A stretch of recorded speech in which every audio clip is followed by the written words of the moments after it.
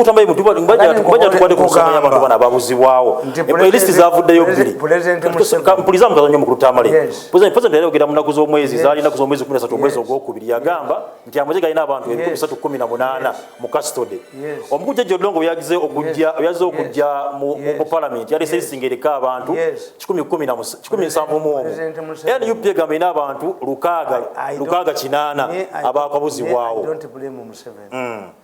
If Museveni had to work alone, why would the constitution provide for security people for it? President Museveni has been deceived. And as a result, he's going to be trapped in this problem. One, Museveni was misinformed. There was no plan B. Besigye talked about plan B because Besigye is a part of the mafia gang. They wanted the money.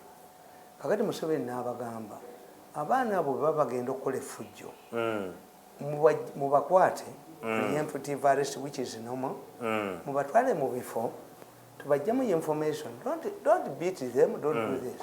Kati olw'okuba operation yakolebwa muhoozi nenalweyiso nanyini buyinza n'agiteekamu abantu. This is malice. He put there his own people. This is why Museveni is trapped. Museveni agamba abantu bali 318 Jjajja Odongo ajja mu parliament ajja 10 This is a battle which President Museveni cannot win. Why? Does the president know the number of people who are arrested? Amanyi 318 era byasoma. Does the president know who died, who were killed deliberately in his operation by his own people?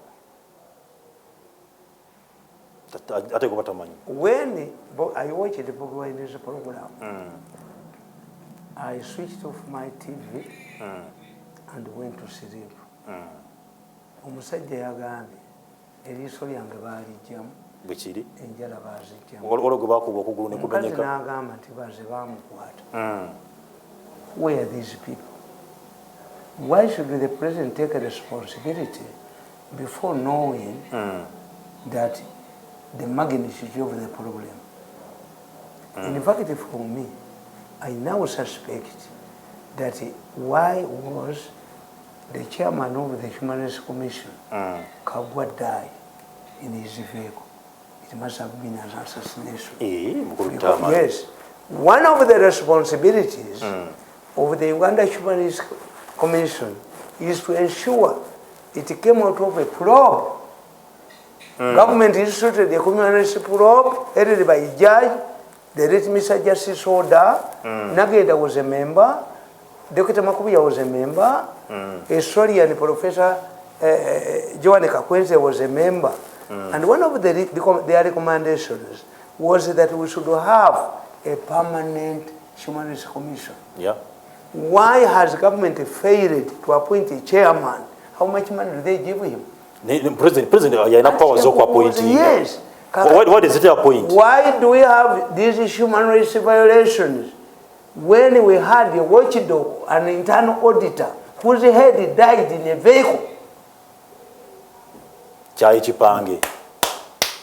That's why I'm a stronger believer in witchcraft. Even that young man does not release any local money. I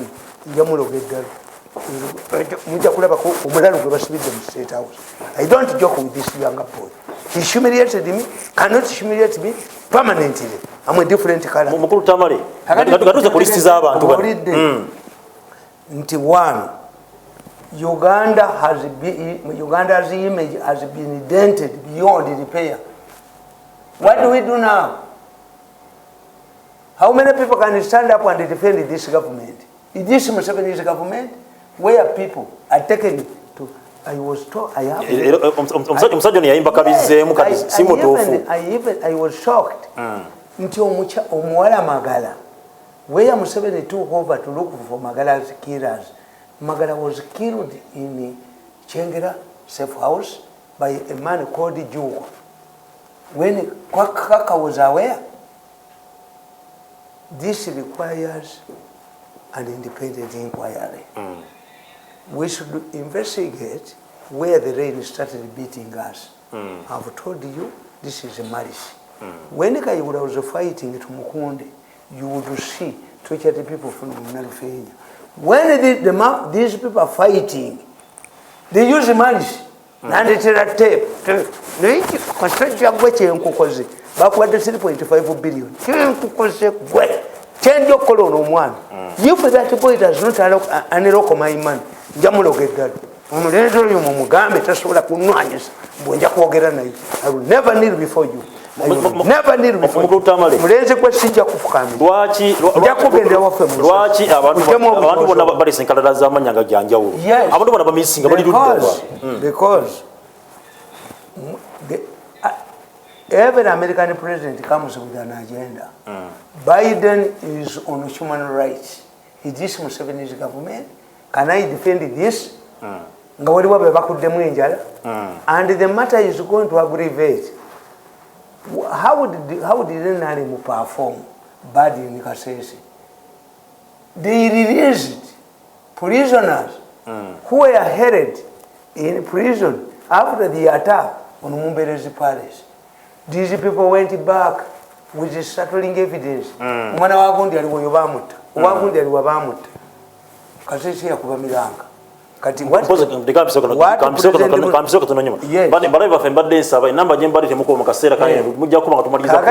president doesn't know, what doesn't realize. Tiabo never again okuta. They are coming back with this startling evidence. President yalaze bagenda kutama atano mu unconditional atera nagata atano mu amanyibe bakuddemu njala bagenda nakusasulwa 7 year nobody can compensate nanga awenebuliza mu kutamale wana abantu abafira murayo sega bagenda kusasulwa basasulwa. Should not commit the mistake Gaddafi committed. Gaddafi yakuba bomu mu Lokabi nagamba ndigenda basasula na compensating Lokabi yateka bomu ne bamutwala Scotland where the terrorism law is weak. Obama raised an issue. This is pan-American. Are we creating a precedent that when a rich man kills a person, can he compensate life? What people want is to see. President akwesa nyembere okubandi abantu bagenda kusasu ne bagenda fabasira mabasi bakubwe abasi wanga bawayizo kubanga omwana ya that man is blocking my thinking that I will never kneel before you. I will never, younger man, I block my money.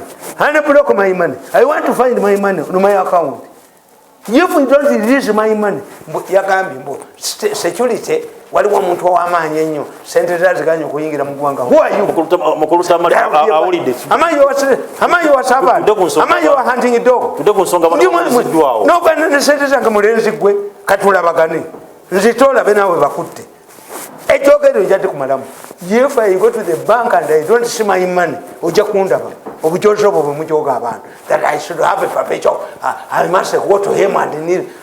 Mirundi's family, we are people, very arrogant, never kneel before. I want my money on my account. The president. Yagenda bagenda kusula abantu abasilamu bagenda fa abasibwa tebasasulwanga abantu abatiddwa abantu bulayo tebasasulwanga. Nobody can compensate humanity. President wachajja abyogera. What the president has to do is to have an inquiry, a thorough inquiry, an independent inquiry, because these people are available. Bobby Wine has taken an advantage. Bolu ulianti gundi bamutadde najaba kanti enjala bazikulamu nokola enjala z'omuntu omusajja nanga nti bantaddeko sigala under this government, under this regime, that we can have torture chambers in Uganda. Kubanga somebody is marrying another, they are engaged in a succession battle. Ndio nalowooza ono mujozo ono atujoga atunid kumitwe n'atunyalako akuba muhozi. Because the operation was done by Muhozi. Muhozi bamutekamu abantu. By the time Muhozi took over, nga birungi agenzi bali bamaze okukola plan yaabwe. Era kakati bwobabuuza, no, for me I'm an intelligent man, we must ask oyo bamukwatirawo, and I'm going to mobilize the people. Tugenda gundi ekyengera kaka alina okukwatibwa. Kaka tujoze nnyo mu ggwanga muno. Who is Kaka? Kaka created slavery in Uganda. Naleta Sobirization of security. Naleta Chijuko. Nibida Muzijunga Bakwata Bantu Babatia Bwere. Museveni must arrest Kaka. Kaka must be handed over to the ICC to teach others. Boyogera ku Kaka then abamwani ko ICC ate area Kasese. Actually, the Kasese was investigated and it was found out I correspond with ICC, with his international body. You correspond? Yes. The report says when they went to Kasese, they found out that we are armed people in Mumberezi Palace. So the police acted in self-defense. That's how. But how do you kill people? Kaka yakwata abantu nakwata ababbi n'alyoka akwata ababbi n'abateeka bajuuko nakwata agabbi gonna nakwata gasobi bakwatira abantu obwereere abakayanidde abakazi abateeka mu safe houses. Kaka must be arrested by ICC. Olabeko kangali kabanga libamututte ayogere banne bye he turned this crime into commercial. Ono omukazi wa Said must be arrested. ICC mutwala. Where are you? Because it's a failure of Said that has forced military intelligence. Military Kandaho. He spent 6 months looking for my machines.